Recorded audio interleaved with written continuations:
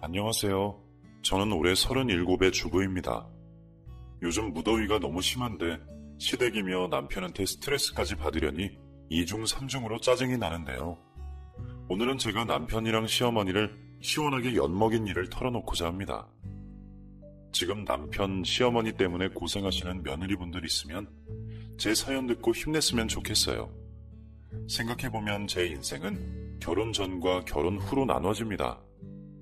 결혼 전까지는 엄청 부잣집 딸로 꽃길을 걸었던 처녀 시절이었는데 남편과 결혼하고 미친 시어머니한테 시달리면서 점점 먹구름이 끼고 완전히 망해갔죠. 정말 여자 팔자는 뒤움박 팔자고 남편 잘 만나냐 못 만나냐에 따라 완전히 달라진다는 말은 지금 시대에는 통하지 않는다고. 남편 시어머니와 어떻든 간에 제 인생은 따로 있다고 생각했는데 완전히 틀린 생각이더라고요. 요즘 세상에도 남편을 누구 만나냐에 따라 여자 팔자는 완전히 바뀌고 나락으로 떨어질 수 있는 것 같아요. 지금 생각해보면 제가 이렇게 시집을 잘못 온 이유는 기본적으로 사람에 대한 경계심이 너무 없었던 것 때문인 것 같아요. 저희 집이 솔직히 잘 살고 부모님 사이 좋고 화목해서 미친 시어머니 갑질과 시집살이 때문에 온갖 스트레스 받고 무개념 남편하고 피 터지게 싸우고 뭐 그런 일은 막장 드라마에서나 일어나는 아주 드문 일로 생각했고 그래서 저는 세상 사람들이 너무 나쁘진 않을 거라 생각했는데요.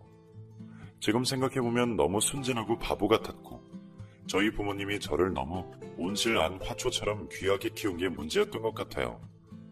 저희 아버지는 부동산 임대업을 하시는데 대한민국 부동산은 뭐 제가 말 안 해도 다들 잘 아실 겁니다. 엄청나게 오르고 또 올라서 미리 부동산 사놓은 사람 중에서 돈 못 번 사람이 거의 없잖아요.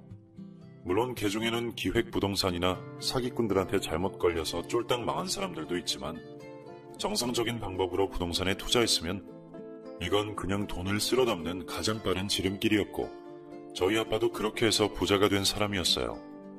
그리고 부모님의 하나뿐인 외동딸인 저는 그 혜택을 많이 누리고 자랐고 솔직히 제 주위 이웃이나 친구들이나 다 저한테 잘해줬기 때문에 세상에 정말 인간 같지도 않은 상종 못할 쓰레기들은 드라마나 영화에서나 흔하지 현실에서는 거의 드물다고 생각했습니다.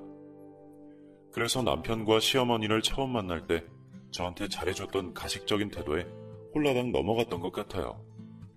남편과 제가 처음 만난 건 제가 대학 입학하면서 저희 부모님이 제 대학교랑 가까운 곳으로 이사를 가게 되면서 만났습니다. 저희 부모님은 저를 위해서 당시 최고급 빌라로 이사를 했고 그 이사한 집의 옆집에 바로 남편과 시어머니가 살고 있었죠.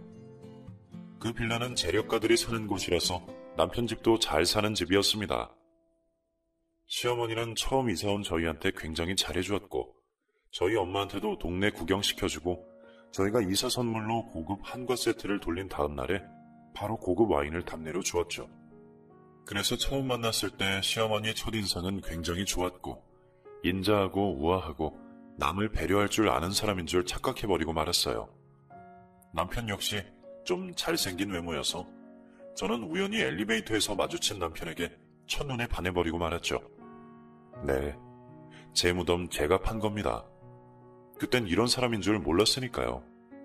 남편 나이는 저보다 4살 위였는데 이제 갓 군대 제대한 복학생이라고 하더라고요. 저는 대학생이고 남편은 이제 군발이 신분에서 벗어난 복학생인데 이웃사촌으로 만났으니 어쩌면 서로 눈이 맞는 건 당연했는지도 모릅니다. 게다가 저희 엄마랑 시어머니는 빌라의 관리인단으로 같이 들어가서 일주일에 한 번씩 빌라 발전을 위해 의논한다는 구실로 만나서 비슷한 재력의 이웃 아줌마들끼리 같이 호텔 피트니스도 끊고 주말마다 같이 골프를 칠 정도로 친해졌기 때문에 저희는 다 같이 식사 자리에서 만날 기회도 많았고 아무튼 눈 맞기 좋은 환경이었어요. 시어머니는 남편이 어릴 때 시아버지가 일찍 돌아가신 바람에 남편을 혼자 키웠는데 원래부터 시어머니 집이 잘 살아서 친정아버지한테 물려받은 재산이 많아 남부럽지 않게 잘 키워주었다고 해요. 저희 어머니는 원래 편모스라나 편부스라 같은 결손 가정에 대해선 편견이 좀 있는 편이어서 만약에 제가 선이나 소개팅으로 남편을 만났다면 편모스라라는 말 들었으면 아예 나가지도 못하게 했을 텐데 우연히 이웃으로 만나고 또 시어머니랑 절친이 되고 나니까 제가 옆집에 사는 오빠가 마음에 든다고 말했을 때 오히려 찬성했습니다. 우리 딸 사람 보는 눈 있네. 너 걔랑 잘 돼서 그 집 시집 가면 고생은 안 할 거야. 옆집 사람들이 아주 만나면 만날수록 사람이 진공이더라고.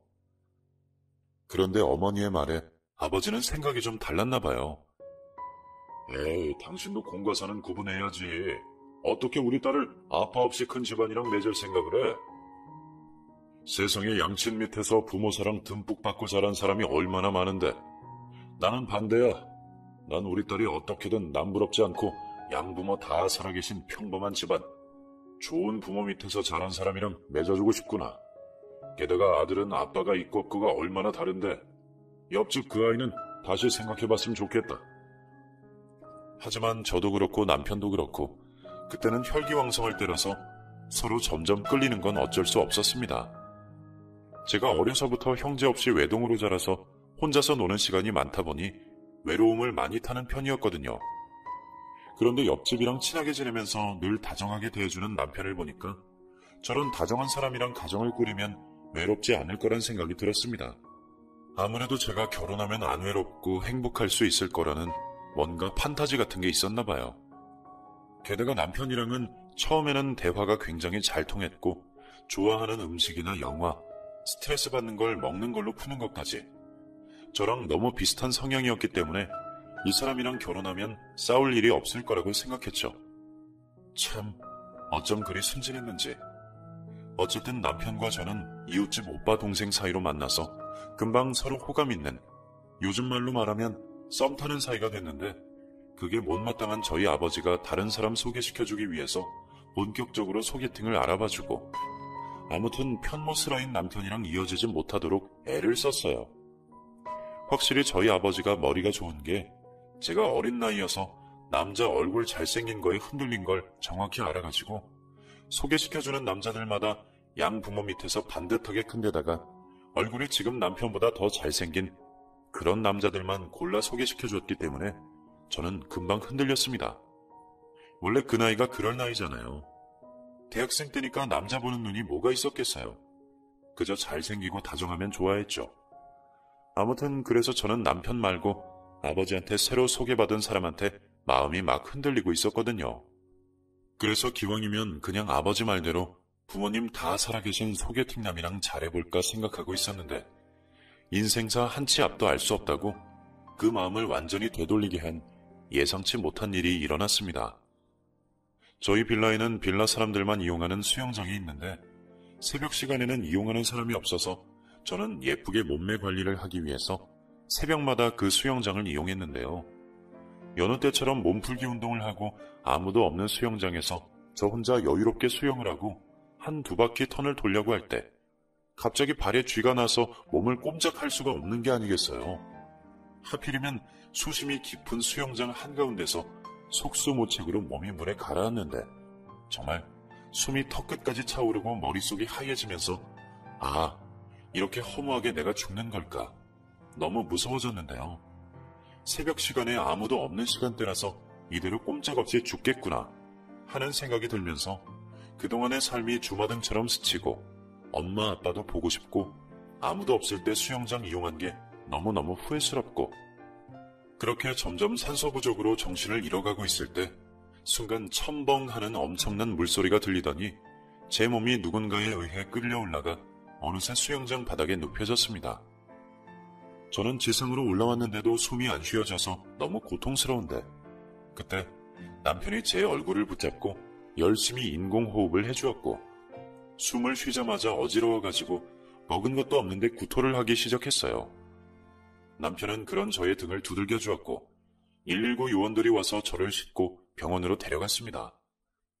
그리고 기본적인 검사를 끝내고 병실에서 쉬고 있는데 얼마 후에 너무 놀란 저희 부모님이 사색이 되어 달려오셨고 남편은 그런 부모님을 진정시키며 차분히 상황을 설명했습니다. 저희 아버지는 그 순간 남편에 대한 탐탁치 않은 마음을 버리고 완전히 남편에게 반해버렸다고 합니다.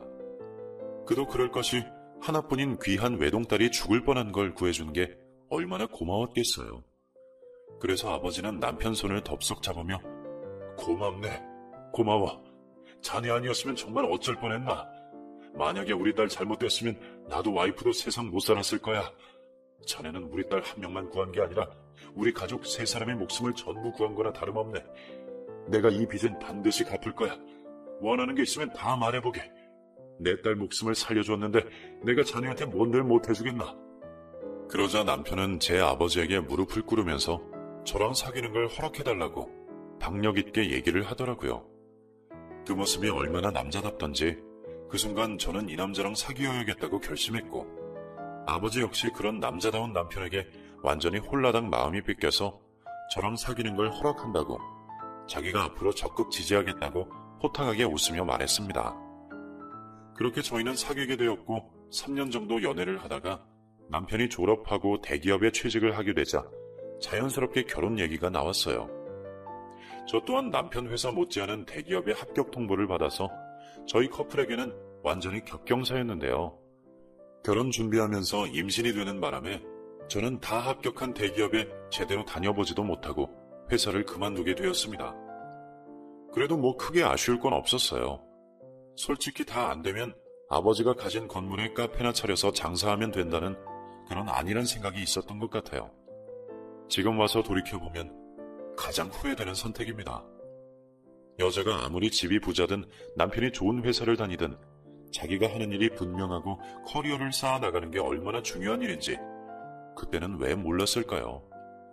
아무튼 그래도 그때는 인성 좋은 시어머니랑 잘생기고 다정한 남편 만나서 결혼 잘하는 줄 알고 굉장히 행복하게 결혼 준비를 했어요. 집안끼리 정겨운 이웃사촌으로 지내와서 상견례부터 예물, 예당, 혼수 등 전부 서로 최고급으로 준비하면서 화기애애하게 진행하였고, 시어머니는 남편 취직한 회사랑 가까운 곳에 최고급 아파트를 신혼집으로 얻어주었고, 저희 엄마 아빠는 임신한 저를 위해 가사 도우미까지 고용해줘서 저희 부부는 아쉬울 것 없이 행복한 신혼생활을 보낼 수 있었는데요. 아이를 낳고 나서도 친정 부모님이 베이비시터를 추가로 고용해줘서 다른 초보 엄마들보다는 훨씬 여유로운 생활을 할 수 있었습니다. 그렇게 행복하게 잘 살 줄 알았는데 결혼 초반의 행복은 너무 짧았어요. 그 사람이 어떤 사람인가는 내가 힘들 때 어떻게 대하나를 보면 알 수 있다고 하잖아요. 저희 딸아이가 5살 정도 됐을 때 아버지 사업이 힘들어지기 시작하자 시어머니는 서서히 태도를 달리하더니 저희 아버지가 스트레스로 위암 2기 선고를 받고 병원 생활을 하기 시작하면서 투병비 때문에 형편이 빠듯해지자 완전히 저를 무시하기 시작했습니다. 예, 네 친정 얘기는 들었다. 빌라 팔아서 이사갈 정도면 네 아버지는 돈 관리를 어떻게 하신 거니? 게다가 니네 집 가사도우미랑 베이비시터도 그만두게 한다면서? 넌 음식도 못하고 살림도 못하는데 아줌마부터 그만두게 하면 어떡하니? 이것 때문에 우리 아들 힘들게 하는 건 내가 죽어도 못 본다. 저는 그 말에 좀 어이가 없었습니다. 아니, 아줌마들이 그만둬서 제일 힘든 건 뭐니 해도 저잖아요. 그런데 남편만 걱정하는 모습을 보니까 정말 정이 뚝 떨어지더라고요. 정말 제가 알던 시어머니가 맞는지 의심스러울 정도였죠. 그동안 저한테 잘 대해줬던 거 저 위하는 척하면서 나는 우리 아들보다 며느리가 더 좋아. 우리 며느리 난 한 번도 내 딸 아니라고 생각해 본 적이 없어. 뭐 이렇게 잘난 척하고 다녔던 게 전부 거짓말이라는 생각이 들었어요. 저는 시어머니가 너무 섭섭하고 미워서 불만을 터뜨렸습니다. 어머님, 제 걱정은 안 되고 이 상황에 남편 걱정만 하시는 거예요? 지금 하루 종일 살림하고 육아하느라고 고생하는 사람은 전데요. 그러자 시어머니는 화를 내더라고요. 그거야 네 아버지가 사업 실패하고 건강관리까지 잘못해서 힘들어진 걸 나보고 뭐 어쩌라고. 근데 그것 때문에 우리 아들까지 고생하니까 너무 가슴이 아파 죽겠는데 너는 네 남편한테 미안하지도 않니? 그리고 육아 살림 아무리 힘들어도 돈 버는 거에 비하면 세 발의 피야. 그런데 우리 아들 힘들게 돈 벌고 들어오면 반찬이며 밥이며 제대로 안 차려준다며. 너 네 남편이 퇴근하고 야근 있다고 늦게 들어온 날 많았지? 그거 사실 우리 집에서 몰래 저녁 먹고 가느라 늦은 날도 많아. 오죽하면 그렇게 식성이 좋은 애가 네 반찬을 먹느니 편의점 햄버거가 낫겠다고 하겠니? 아무튼 나 우리 아들이 고생하는 거 불쌍해서 더는 못 보겠으니까 니들 내 빌라로 들어와 살아라. 지금 너희 집 사정도 안 좋아졌는데 한 푼이라도 아껴야지. 막말로 한 달 생활비 우리 아들이 번 돈으로 다 내고 있지 않니? 솔직히 네 친정이 안 망했으면 사돈 빌라로 들어가라고 했을 텐데 사돈 내가 이사 가버렸으니 어쩌겠니? 나라도 니들을 걷어줘야지. 아무튼 네가 살림하는 법, 요리하는 법 전부 능숙하게 배울 때까지 당분간 내 집으로 들어와서 지내. 하여튼 나 같은 시어머니가 어딨니? 넌 정말 복이 많은 건 줄 알아. 저는 시어머니의 그 말에 너무 기가 막히고 어이없었지만 바로 합가 제안을 받아들였죠. 사실 그 당시에 제가 갑자기 살림이랑 육아를 동시에 떠맡으면서 너무 힘들었기에 그게 누구든 도움이 절실히 필요했어요. 정말 아니라고 멍청한 생각이었죠. 결국 세상 물정 모르는 저는 시어머니 혼자 사는 빌라로 들어가겠다는 지금 생각해도 잘못된 선택을 하고야 말았습니다. 사람이 힘들면 지푸라기라도 잡고 싶잖아요. 그리고 그때는 시어머니가 제게 말은 싸가지 없게 해도 막상 들어와서 살면 살림도 도와주고 아이도 봐줄 거라고 믿었거든요. 그런데 세상에 시어머니 빌라에 들어가 사는 순간 제가 며느리가 아닌 가정부 식순이가 돼버린 게 아니겠어요. 시어머니는 저희 부부가 본인 집에 들어가서 살자마자 바로 가사 도우미를 해고시켜버렸습니다. 처음에는 너무 황당해서 당연히 따졌죠. 말도 안 된다고 이런 법이 어딨냐고 하자 시어머니는 오히려 저한테 화를 냈죠. 당연한 거 아니니? 세상 천지의 며느리랑 같이 사는데 가사 도우미 쓰는 시어머니 있으면 어디 한번 나와보라 그래. 그것도 네가 남의 집 며느리처럼 판검사, 의사처럼 잘 나가지고 월천씩 꼬박꼬박 벌어다주면 또 모르겠지만 집에서 피둥피둥 놀면서 아줌마까지 쓰려는 썩어빠진 정신머리 그거 싹 뜯어 고쳐야 된다 너. 어머님, 그럼 저희 신혼 때 우리 아빠가 저 가사 도우미 베이비시터 다 고용해줄 때는 왜 그런 말 하나도 안 하셨어요? 그때는 오히려 집에서 살림하는 게 제일 힘든 일이라면서 제 편 들어주셨잖아요. 근데 왜 갑자기 말 바꾸시는 건데요? 어머, 얘 시어머니한테 말하는 것 좀 봐. 말을 바꾸다니 그게 지금 시어머니한테 할 소리니? 그리고 그때는 네 아버지 돈이니까 돈질을 하는 거 상관없었지만 지금은 내 돈이니까 내 집에서 내 아들 돈으로 그런 돈질을 하는 걸 나는 못 본다. 그리고 너 언제까지 가사 도우미 베이비시터한테 가사랑 육아 맡기고 놀 생각이니? 지금이라도 요리, 청소, 빨래 배워서 어떻게든 스스로 잘할 생각을 해. 자꾸 돈으로 해결할 생각하지 말고. 이제 니네 집도 어려워졌으니까 예전 생각하지 말고 열심히 배워야 되지 않겠어? 저는 시어머니의 그 말에 그동안 제가 얼마나 어리석었는지 확실히 느낄 수 있었습니다.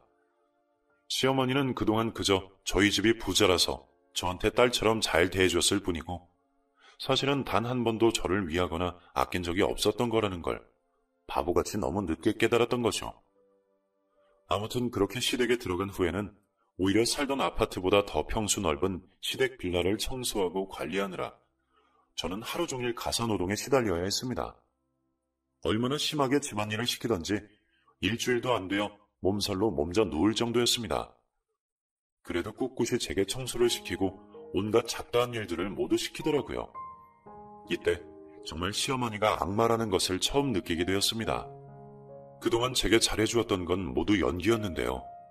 사람이 어떻게 이렇게 잔인하고 앞뒤가 다를 수 있는지 처음 느껴보는 매정한 현실에 부모님 얼굴만 생각이 나더라고요. 하지만 부모님께 도움을 청할 수도 없었습니다.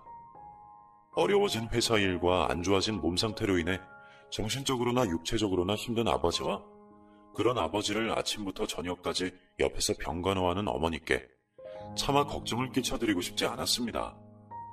결국 오롯이 저 혼자서 시어머니의 혹독한 시집살이를 감당했죠. 제 남편은 뭐하고 있었냐고요? 철저하게 방관하고 또 방관했습니다. 가끔 결혼한 친구들이 자기 남편은 그저 남의 편인 것만 같다고 말할 때 웃음만 났었는데요. 왜냐하면 그때는 나와는 전혀 상관없는 일이라고 생각했기 때문이에요. 그렇게 저만 바라봐주고 다정한 남편이 이상하게 시댁에 들어오고 나서부터는 시어머니처럼 180도 사람이 변하더라고요. 과거 신혼집에서 우리 둘이 함께 살 때는 주말마다 제게 아침을 차려주곤 했는데요. 뭐 그렇다고 해서 거창한 요리는 아니고 간단하게 토스트랑 계란 후라이해서 침대로 가져다 주곤 했습니다. 그랬던 자상한 남편이 이 집에 들어오고 나서부터 주말에 요리를 해주기는커녕 12시 전에 일어나는 꼴을 단 한 번도 보지 못했습니다. 그 밖에도 우리 둘이 살 때는 자잘한 저의 심부름 부탁도 곧잘 들어주던 남편이었는데요. 이제는 간단하게 뭐 갖다 달라는 말도 시어머니 눈치가 보여 차마 부탁하지 못하겠더라고요. 이처럼 남편은 제가 시어머니 잔소리 때문에 힘들어하는 것을 뻔히 알았지만 늘 네가 참으라는 말로 저를 회유했습니다. 그러니 그 전에 좋았던 부부 금슬도 이 집에 들어오고 나서부터는 완전 금이 갔습니다. 게다가 날이 갈수록 자기 엄마 앞에서 기세등등해서 저를 하대하는 남편의 모습에 마음에 큰 상처를 입었습니다. 게다가 뻔뻔한 시어머니는 저를 그렇게 부려먹고 시집살이를 시키면서도 남 앞에서는 저한테 잘해주는 척하면서 온갖 착한 척 연기를 하더라고요. 마치 본인이 선심 써서 자기 빌라에서 아들 며느리가 편하게 먹고 산다면서 주위 이웃들한테 잘난 척을 해댔습니다. 겉으로는 며느리 위해주는 척하지만 사실 그 빌라에서의 제 생활은 하루 종일 밥하고 빨래하고 설거지하고 그야말로 식모 생활이나 다름없었죠. 나중에는 얼마나 저를 굴렸는지 주부 습진이 올 정도로 손가락이 부르트고 메말라갔습니다. 여기서 끝이 아니었습니다. 시어머니는 제가 집으로 들어오니까 안 지내던 제사까지 가지고 와 집에서 지내기 시작했습니다. 원래 시어머니는 시아버지와 시할아버지 제사를 돈을 주고 절에 맡겨왔는데요. 그래서 결혼 전에 저희 부모님께 제사 문제는 절대 걱정하지 말라고, 따님이 자기네 집 조상 제사상 차릴 일은 없다면서 이런 시댁 없을 거라고 호언장담하셨죠. 하지만 제가 시댁에 들어오면서 갑자기 말이 확 바뀌면서 조상한테 잘해야 복이 들어온다고 하시더라고요. 그러면서 며느리도 들어왔는데 언제까지 남의 손에 조상 제사를 맡길 수는 없다면서 갑자기 저보고 제사상을 차리라고 하는 겁니다. 누가 봐도 이건 너무 의도적이잖아요. 이제 제사상 차릴 며느리가 있으니 갑자기 하지도 않은 걸 한다는 게 너무 부당하게 느껴졌죠. 저는 이 부분만큼은 도저히 참을 수가 없어서 남편한테 제사만큼은 절대 못 지낸다고, 죽어도 못하겠다고 하고 울었는데요. 남편 새끼 하는 말이 가관이더군요. 여보, 나 섭섭하려고 그래. 나도 회사 나가기 싫은데 자기랑 우리 딸 위해서 매일매일 회사 나가서 돈 벌어오잖아? 그런데 자기는 1년에 2번 우리 아버지랑 할아버지 위해서 제사 지내는 게 그렇게 싫어? 그거 싫어서 지금 내 앞에서 우리 엄마 욕하면서 우는 거야? 여보, 진짜 실망이다. 나는 자기가 마음이 따뜻하고 생각이 깊은 여자인 줄 알았는데, 그리고 막말로 당신은 나 아니었으면 죽은 목숨이었잖아. 근데 날 위해서 그까지 제사 하나 못 지내주는 거야? 우리 엄마한테 얹혀 살면서 우리 아버지 제사 지내는 게 그렇게 싫어? 나 이번 일은 솔직히 자기 편 못 들겠다. 우리 엄마 아침마다 나 밥 해주면서 자기 밥도 전부 차려주시잖아. 솔직히 자기가 우리 집에서 하는 게 뭐가 있는데 그깟 제사상 1년에 몇 번 하는 게 그렇게 힘들어? 나 자기한테 좀 실망하려고 하네. 그런 엄마 위해서 제사 문제만큼은 자기가 양보 좀 해줬으면 좋겠어. 네. 여러분, 이거 제 남편 새끼가 실제로 내뱉은 말입니다. 이때 그나마 남아있던 정도 완전 떨어진 것 같아요. 미친 시어머니에 지 생각밖에 안 하는 멍청한 남편까지. 저 완전히 똥 밟은 거였어요. 진짜 아버지 암투병만 아니면 저 때 당장 짐 싸들고 친정으로 도망가서 당장 양육권이랑 이혼 소송했을 텐데, 상황상 부모님한테 손을 뻗치기도 그렇고 또 이제 유치원 다니는 어린 딸을 아빠 없이 키우는 것도 애한테 못할 짓인 것 같아가지고 저는 또 바보처럼 다가오는 추석에 조상 제사를 지내보겠다고 시어머니 지시에 따라 생선이니 나물이니 바리바리 싸들고 와서 제사 준비를 했습니다. 준비하면서도 시어머니는 제가 한 음식은 온갖 꼬투리를 잡아서 잔소리를 해댔는데요. 어떻게 너는 하나를 알려주면 열을 알기는커녕 하나도 제대로 하지를 못하니? 다시 해. 너 바보니? 어쩜 너는 그렇게 너는 손재주가 없니? 정말 이날 아침부터 계속 비난 섞인 잔소리를 하는데 정신이 돌아버릴 것 같은 기분이 들더라고요. 정말 옛날에 서푼 다전만 있어도 처가살이는 안 한다는 말이 있잖아요. 저는 진짜 뺑전 한 푼만 있어도 시집살이야말로 안 해야 된다는 걸 느끼며 울면서 조기를 굽고 전을 부치고 나무를 묻혔습니다. 그렇게 시어머니의 잔소리를 들으며 나무를 묻히고 있을 때였습니다. 갑자기 핸드폰이 울려 확인해보니 아버지였습니다.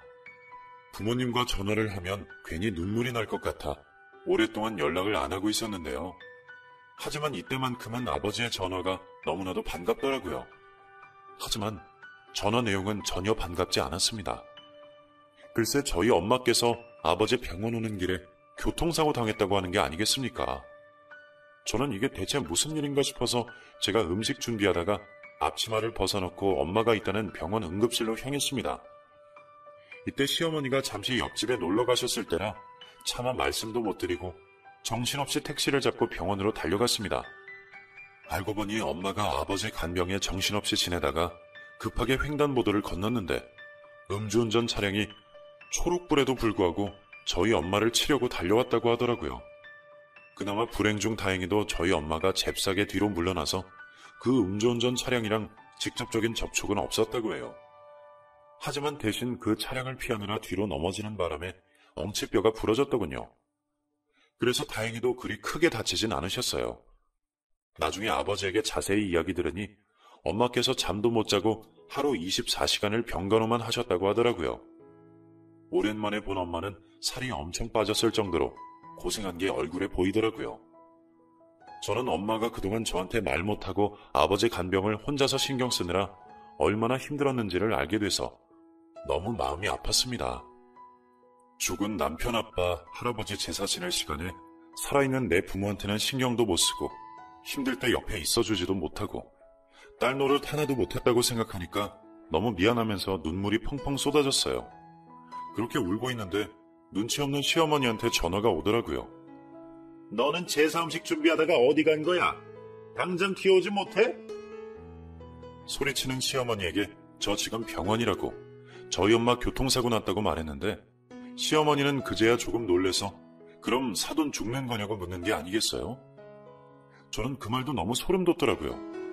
보통 사돈이 교통사고 났다고 하면 그럼 죽는 거냐고 물어보는 게 아니라 몸은 괜찮냐고 물어봐야 하는 게 아닌가요? 이 무슨 경우 없는 말인지 너무 황당하고 화가 났지만 일단 그 상황에서 엄마가 다치지 않은 게 중요했기에 대강 설명해드렸어요. 다행히 엄마가 생명에는 지장 없고 엉치뼈만 다쳐서 치료받으면 나을 거라고 했고 오늘은 엉치뼈 다친 엄마와 항암 치료 중인 아버지를 위해서 부모님 곁에 있어야 되니까 제사 준비는 시어머니 혼자서 하라고 하고 전화를 끊었습니다. 그런데 그러고 1시간쯤 뒤에 시어머니가 찾아와서 병원 휴게실로 오라며 불러내는 게 아니겠어요? 저는 시어머니가 그래도 사람이라서 우리 부모님 문병 온 건가? 하는 생각에 병원 휴게실로 나갔는데요. 저를 보자마자 다짜고짜 뺨을 때리는데 이게 무슨 일인가 싶더라고요. 놀라서 뺨을 감싸는 저한테 시어머니는 화를 냈습니다. 내가 아주 네 친정부모 때문에 못 살아. 결혼하면 출가 외인인데 어떻게 시댁 제삿날 며느리가 제사상을 못 차리게 만드니? 네 엄마가 죽은 것도 아니고 그깟 꼬리뼈 살짝 다친 거 가지고 어디서 건방지게 시댁 제사를 며느리가 빠져? 이건 우리 집안을 네가 무시하는 행동이야. 너 당장 집으로 뛰어와서 오늘 자정전에 제사 지내도록 해. 내 말 알아들어? 이게 다 무슨 소리예요? 제사라니. 지금 우리 애한테 제사 지내라고 하는 거예요? 저희 아빠가 놀라서 저희를 보고 묻더군요. 그러자 시어머니는 어머나 사돈, 암이라고 들었는데 생각보다 멀쩡하시네요. 이러는 겁니다. 네, 멀쩡해서 아쉬운 표정입니다. 왜요? 설마 암으로 제가 어떻게 되기를 바라고 계신 건 아니겠죠? 시어머니는 저희 아빠가 노려보자 꼬랑지 팍 내리더니 그럴 리가 있냐면서 가증스럽게 웃더군요. 저는 더는 참지 못하고 아빠에게 그동안 있었던 일을 울면서 말했습니다. 아빠, 사실은 나 시어머니 댁 들어가고 난 후부터 손이 부르틀 정도로 매일매일 하루 종일 일만 해요. 우리 친정에서 일하던 도우미 아줌마, 그 아줌마보다 내가 더 일을 많이 한다면 아빠 믿을 수 있겠어요? 그 말에 시어머니는 얼굴이 창백해져서 뭘 아픈 사람한테 그런 얘기를 하냐고 집에 가서 우리끼리 해결하자면서 제 손을 이끌었지만 저는 시어머니의 손을 뿌리치면서 그간의 만행들을 폭로했습니다. 제 얘기를 다 들은 아버지는 얼굴이 시뻘개지면서 시어머니를 노려봤습니다. 당신은 결혼할 때 뭐라 그랬어? 딸 하나 얻었다고 생각하고 엄마의 마음으로 내 딸 잘 돌보겠다고 손에 물 한 방울 안 묻히고 공주님처럼 모시겠다고 하지 않았어? 그래서 내가 당신 빚 10억이나 갚아주고 내 딸 부탁한 거잖아. 저는 아빠의 말에 너무 놀랐어요. 빚 10억을 갚아주다니. 듣도 보도 못한 처음 듣는 얘기에 대체 무슨 말이냐고 물었는데 세상에, 알고 보니 시어머니랑 저희 엄마랑 같이 있던 빌라 관리인 모임. 거기서 시어머니가 사람들 돈 모아서 엄한 해외 선물에 투자했다가 30억의 빚을 졌다는 겁니다. 빌라 사람들 다 뒤집어지고 돈 못 갚고 일 잘못되면 뉴스에 날 정도로 심각한 사안이었는데 시어머니는 다행히 어디서 돈을 끌어다가 20억은 갚았는데 남은 10억은 도저히 어찌할 수가 없어서 저희 아빠한테 손을 내밀었던 겁니다. 당시 저는 남편과 결혼 준비 중에 뱃속에 아이가 생겼을 때라서 아빠는 어쩔 수 없이 시어머니한테 저 몰래 10억을 건네준 것이었죠. 그리고 철저히 저에게 비밀로 해달라는 시어머니 부탁을 고지고대로 들어주신 거죠. 알고 보니 10억을 빌려준 사실은 저희 남편도 알고 있더라고요. 저는 이 말 듣는데 진짜 온몸에 피가 거꾸로 솟는 느낌이더라고요. 결혼해서 저한테 잘해준다는 말로 우리 아빠한테 10억이나 삥을 뜯어놓고 나를 이딴 식모 취급을 했다니. 저는 너무 화가 나서 그 자리에서 시어머니 면상에 침을 뱉어주었습니다. 우리 아빠 돈 당장 다 갚아요. 그리고 니들 재산은 니들끼리 지내고 난 당신 아들이랑 이혼할 거니까 우리 아빠 돈 당장 갚아요. 알겠어요? 그리고 당신 제정신 아닌 것 같으니까 웬만하면 정신병원 진료 받아보고. 시어머니는 제가 눈이 뒤집혀서 고래고래 소리 지르고 화를 내자 뭔가 오해가 있다면서 나중에 다 갚아주려 했다는 둥 개소리를 짓거려대기 시작했는데 잠시 뒤 경찰이 도착했습니다. 모든 진실을 알게 된 아버지가 분노로 부들부들 떨다가 경찰에 시어머니를 사기죄로 신고했더라고요. 시어머니는 경찰이 도착하자 너무 놀라서 아버지한테 소리쳤습니다. 사기죄란요? 사돈! 항암 치료받더니 미친 거 아니에요? 그리고 그 돈은 딸 시집 보내면서 지참금 개념으로 나한테 그냥 준 거잖아요. 근데 이제 와서 그 돈 안 갚는다고 사기라니. 이런 식으로 사람 고소할 거면 세상 천지 아들 장가 보낸 사람 중에 고소가 안 될 사람이 없겠네. 안 그래요? 그리고 솔직히 우리 아들이 당신 딸 목숨 구해준 목숨값이라고 해도 10억이면 비싼 돈 아니잖아. 사람이 고마운 줄 알아야지. 저는 그 말에 확실히 시모가 정신병자라는 걸 다시 한번 느낄 수 있었습니다. 다행히 저희 아버지는 호구가 아니셨기에 시어머니에게 돈을 빌려주면서 확실한 증거를 남겨두었는데요. 그때 당시 시모가 쓴 각서, 차용증을 전부 가지고 계시더라고요. 그 각서 내용을 보고 저는 울컥했습니다. 저한테 잘해주고 고생 안 시키고 스트레스 안 받게 하는 조건으로 10억을 준다는 게 분명 명시됐고 혹시라도 저희 부부가 시어머니 또는 남편의 유책으로 인해 이혼하거나 시댁이 저를 괴롭힐 때는 이 돈 10억은 반드시 갚아야 한다고 변호사 공증까지 받아놨더라고요. 시어머니가 저를 힘들게 한 증거는 제 핸드폰 문자만 봐도 차고 넘쳐서 시어머니는 당연히 저희 부부가 이혼하면 법적으로 10억을 저희 아빠한테 반환해야 한다고 아니면 사기죄가 성립된다고 변호사 여러 명이 말해줬기 때문에 저희는 본격적으로 소송을 진행했습니다. 저는 남편을 상대로 이혼 소송을, 저희 아버지는 시어머니 상대로 돈을 반환해달라는 민사소송을 동시에 진행했습니다. 그러니 그제서야 남편과 시어머니는 비굴하게 저희 부녀를 찾아와서 무릎도 꿇어보고 눈물 흘리면서 애원도 하더라고요. 제가 빌라 들어와 살 때는 그렇게 갑질을 해대면서 나를 식모처럼 취급하고 하대했으면서 이제 저희 아빠가 무섭게 나오니까 주인한테 꼬랑지 흔드는 개처럼 알아서 기더라고요. 완전 바짝 졸아서는 미안하다고 사과하는 모습을 보니까 정말 꼴도 보기 싫고 역겹더라고요. 나중에 저희 엄마 퇴원했을 때는 명품 가방을 선물로 들고 찾아와서 온갖 가만이설을 늘어놓았는데 저희 엄마가 명품 가방 집어 던지면서 다시는 찾아오지 말라고 하자 또 본색을 드러내며 협박하더라고요. 네 딸이 누구 때문에 살았는데 그때 수영장에서 우리 아들이 구해주지 않았음 벌써 황천길 걷고 있었을걸. 우리 아들 덕분에 목숨 건진 주제에 어디서 은혜를 원수로 갚아? 목숨 구해준 대가가 고소하는 거냐? 나 가만 당하고 있지는 않을 거야.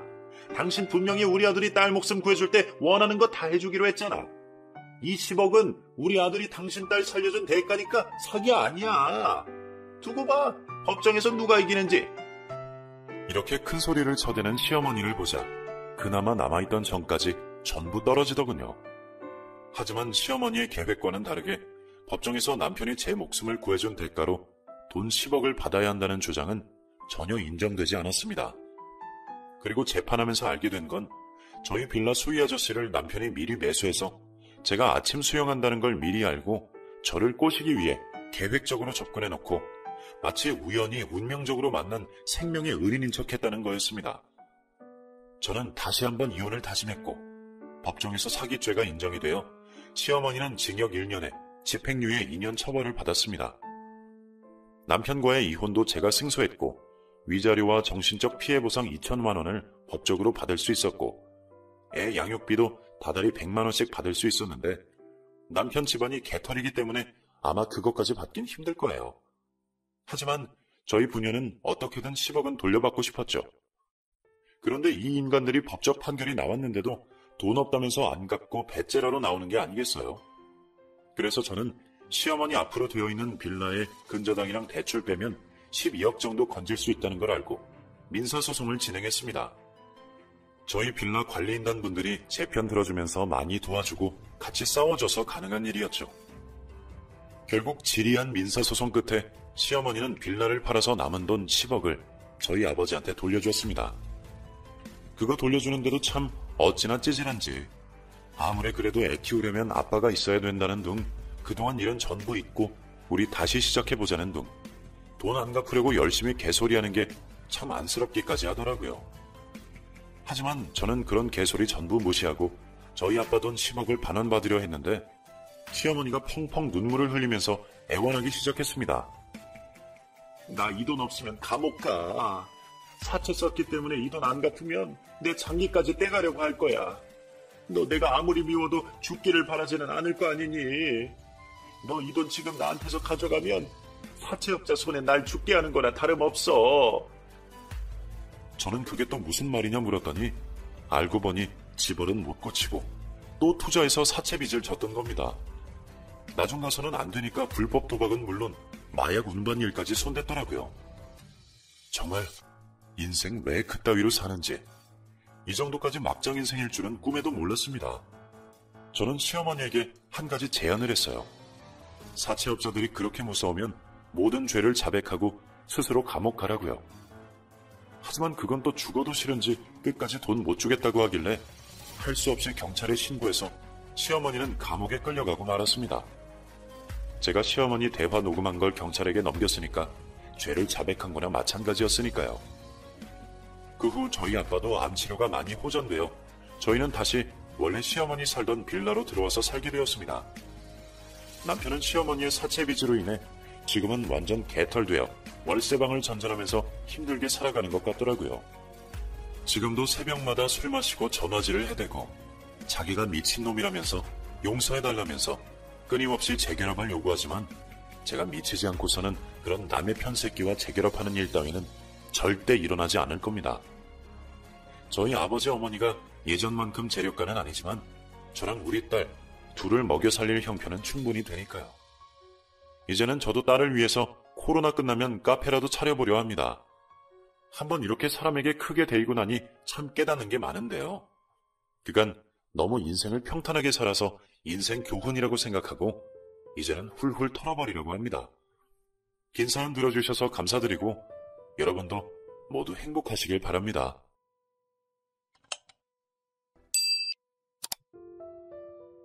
좋아요 누르는 거 잊지 않으셨죠? 바람난 사연 지금 시작합니다. 기다리는 것도 하루 이틀이지.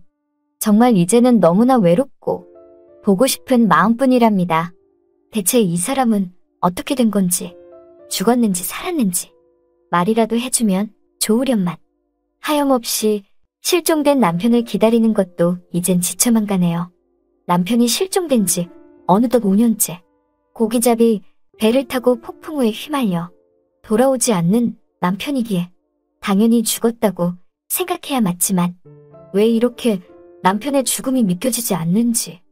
오늘도 하염없이 남편이 오기만을 기다리는 50대 후반의 아내랍니다. 그렇게 바닷가 마을에 살면서 하루 벌어 하루 먹고 살아가고 있는 제게 김씨 아줌마가 그러더라고요. 아니, 언제까지 그렇게 살 거야? 이제 죽은 남편 기다리는 거 그만하고 다른 남자 한번 만나봐. 그렇게 말을 하길래 난 김씨 아줌마에게 다 늙은 나이에 다른 남자가 어딨냐며, 그리고 남편이 확실히 죽었다는 증거도 없지 않냐고 말하니까 김씨 아줌마는 나에게 정씨 어떠냐고 말을 하더라고요. 정씨라면 얼마 전에 호래비가 된 우리 마을 남정네인데 뜬금없이 정씨와 짝을 맺어주려는 이 아줌마.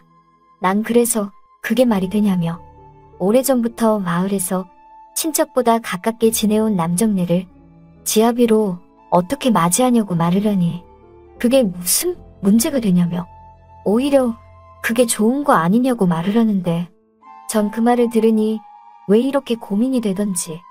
어차피 외롭기도 하고 이제는 저도 지칠 대로 지친 상태였거든요. 그러던 어느 날 우리 집에 정씨가 찾아왔더라고요. 그리고 한 손에는 소고기 한우가 담긴 봉지를 건네주면서 이거 읍내에서 사왔다며 먹으라고 말을 하는데 난 웬 한우냐고 말을 하니까 말을 막 얼버무리지 뭐예요. 그러고 보니 정씨가 나를 보는 눈빛도 평소와 다른 것 같고 어느덧 나도 정씨가 이상하게 신경이 쓰였답니다. 아무튼 소고기를 주러 온 정씨를 그냥 돌려보내기 뭐해서 일단 안으로 들어오라고 하니까 정씨가 집 안에 들어왔어요. 그때가 일 끝내고 집에 돌아왔을 때니까 이것저것 끝내고 저녁 7시쯤 되었답니다. 전 술상을 봐왔어요. 저도 모르게 그냥 정씨와 술 한잔 마시고 싶었거든요.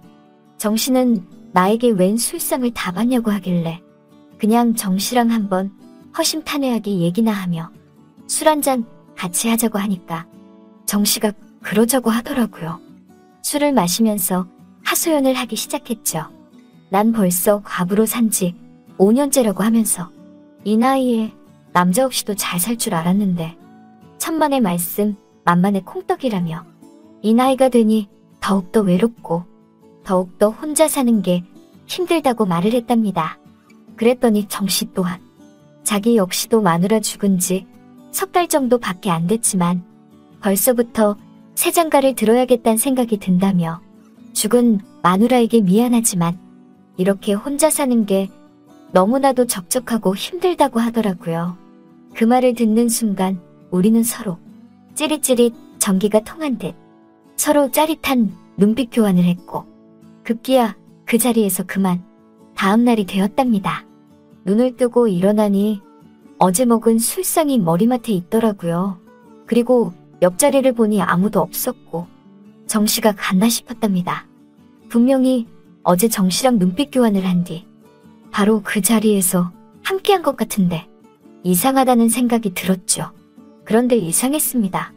정씨와 술을 마신 그날부터 죽었는지 살았는지도 모르는 돌아오지 않는 남편은 생각도 안 나고. 여러분이 지금 듣고 계신 채널은 바람난 사연 채널입니다. 이상하게 자꾸만 정씨만 보고 싶은 거예요. 정씨가 다시 우리 집에 와줬으면 좋겠고 정씨가 나에게 마음을 활짝 열어줬으면 좋겠고 정씨가 먼저 나에게 같이 살자고 말하면 솔직히 같이 살고 싶다는 생각까지 들었답니다. 그런 마음들로 어느덧 정씨에 대한 마음이 깊어질 때쯤 일터에서 김씨 아줌마랑 일을 하고 있는데 나보고 김씨 아줌마가 그러더라고요. 그 얘기 들었냐고 하면서 그래서 내가 무슨 얘기 말하는 거냐고 하니까 나보고 하는 말이 혹시 정씨와 그렇고 그런 사이 아니지? 라고 말하면서 정씨에 대해 이야기를 하는데 난 대체 왜 그러냐며 저번에는 정씨 한번 만나보라고 하지 않았냐고 하니까 그 말을 들은 김씨 아줌마가 하는 말이 자기도 그냥 마을에서 호래비가 된 정씨가 안 됐고 나랑 잘 맞는 것 같아서 연결해 주려고 한 건데 글쎄 정씨 참모습을 보고는 큰일 날 뻔했다고 하지 뭐예요. 그래서 정씨의 참모습이라니 그게 무슨 말이냐고 하니까 아니 마을에 요즘 빨랫줄에 걸어놓은 빨래들이 없어지는 거 알고 있지 않냐며 그래서 나도 그렇다며 얼마 전에 걸어놓은 양말 한 짝이 없어졌다고 말하니까 자기는 고작 양말 한 짝이겠지만 김씨 아줌마는 고쟁이가 없어졌다고 말했고 다른 안악들도 제각각 빨랫줄에 걸어놓은 옷들을 도둑 맞았다고 하더라고요. 그래서 전 그게 정씨랑 무슨 상관이냐고 말을 하니 그 범인이 정씨라는 소문이 있다고 말하는 김씨 아줌마. 난 그래서 그게 정말이냐고 하니까 정말이라며 그런 이상한 취미가 있는 남정네인 줄은 꿈에도 몰랐다며 절대 정씨랑 엮이지 말라고 하더라고요. 그 말을 들으니 정씨에게 정이 뚝 떨어지려고 하더라고요. 그렇게 마음을 다잡고 정씨에 대한 마음을 접어야겠다 생각하고 있던 찰나 정씨가 우리 집에 찾아왔답니다. 이번에는 날씨 추워지면 입으라며 점퍼 한 벌 사와서 저보고 입어보라고 하지 뭐예요. 저는 고마움도 잠시 왠지 우리 집 빨랫줄에 걸린 옷들을 또 훔쳐갈까봐 자꾸만 정씨를 의심의 눈초리로 쳐다보게 됐어요. 그러면서 냉랭하게 이렇게 말을 했죠. 옷은 옷하러 주는 거냐며 혹시나 내가 그쪽에게 관심이 있을 거라는 생각 추호도 하지 말라고 했죠. 그리곤 저번에 같이 보냈던 건 정씨도 그렇고 나도 그렇고 우리 둘 다 술을 먹어서 실수였다고 말을 하니까 정씨가 갑자기 나에게 왜 그러냐며 혹시 다른 남정네 생긴 거냐고 묻지 뭐예요. 그래서 난 그건 몰라도 되고 가지고 온 옷 필요 없으니까 도로 가지고 가라고 했답니다. 그랬더니 정씨는 아쉬움을 뒤로 한 채 되돌아가더군요. 정씨가 가고 빨랫줄을 보니 빨래들은 그대로 다 있더라고요. 그새 또 우리 집 빨랫줄에 걸린 옷들 훔쳐갈까봐 걱정이었거든요. 그리고 얼마 뒤 일터에 일하러 나가려고 하는데 앞에 경찰차가 보였습니다. 보니까 마을 최순경이랑 강순경이 어떤 남자를 포박하듯 끌고 가더라고요. 그래서 난 가다가 슬쩍 그들을 보며 인사를 하면서 무슨 일이냐고 하니까 최순경이 하는 말이 드디어 마을 빨래도둑을 잡았다면서 이 남자가 우리 마을 빨래도둑이라며 잡았다고 말하는 거예요. 그래서 전 그 범인의 얼굴을 슬쩍 쳐다보니 웬일이니 정씨가 아닌 거예요.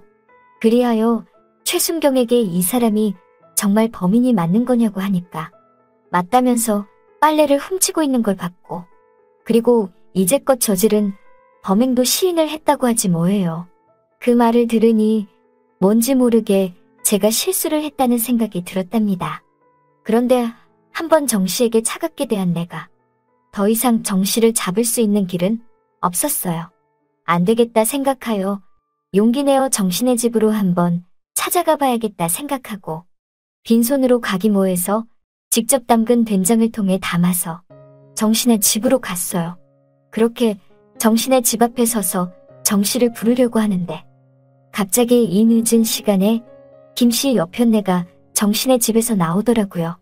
그러면서 날 보고는 깜짝 놀라는 표정을 짓지 않겠어요? 저는 김씨 아줌마에게 여긴 웬일이냐고 물으니 갑자기 김씨 아줌마는 놀란 듯 아무 말도 못하고 그냥 막 도망치듯 가지 뭐예요. 뭔가 이상했어요. 전 문 밖에서 정씨를 불렀고 정씨가 나오더라고요. 전 정씨에게 김씨 아줌마는 왜 왔다 간 거냐고 물으니 정씨에게 들은 말은 충격 그 자체였답니다. 글쎄 저 여편네가 자꾸 자기 집에 찾아온다며 싫다고 해도 정씨 보고 매번 어차피 마누라도 없는데 자기가 하루 24시간은 아니더라도 하루에 1시간만이라도 마누라가 돼준다며 이렇게 어느 순간부터 찾아온다고 하지 뭐예요. 그 말을 들으니 전 김씨 아줌마보다 정씨에게 더 화가 났어요. 그래서 끝끝내 김씨 아줌마를 받아준 거냐고 하니까 아니라면서 오늘도 김씨 저 여편네를 내쫓은 거라고 말하며 자기에겐 나밖에 없다고 하지 않겠어요? 그 말을 들으니 이제 뭔가 퍼즐이 맞추어지는 기분이었어요. 그니까 저 여편네는 처음에 날 진심으로 정씨와 이어주려고 했지만 어느 순간부터 정씨와 불륜을 저지르고 싶어져서 나에게 빨래도둑은 정씨라며 멀리하라는 말을 한 거였죠. 하지만 뒤늦게 모든 오해는 풀리게 되었고 드디어 전 정씨와 재혼을 하며 행복하게 잘 살아가고 있답니다. 정말이지 정씨와 재혼을 안 했다면 평생 후회할 뻔했어요. 우리 둘은 이 마을에서 아마도 현재 가장 행복한 부부랍니다. 이제는 전 남편이 살아 돌아온다 한들 판은 바뀌지 않을 것 같아요. 전 이미 정씨 아내인 게 너무나 좋거든요. 아무튼 간에 이제는 외롭지 않게 지내니까 숨통이 트이는 게 살 것 같은 기분이랍니다. 솔직히 말하면 매일매일이 너무나 외로웠던 건 사실이었으니까요.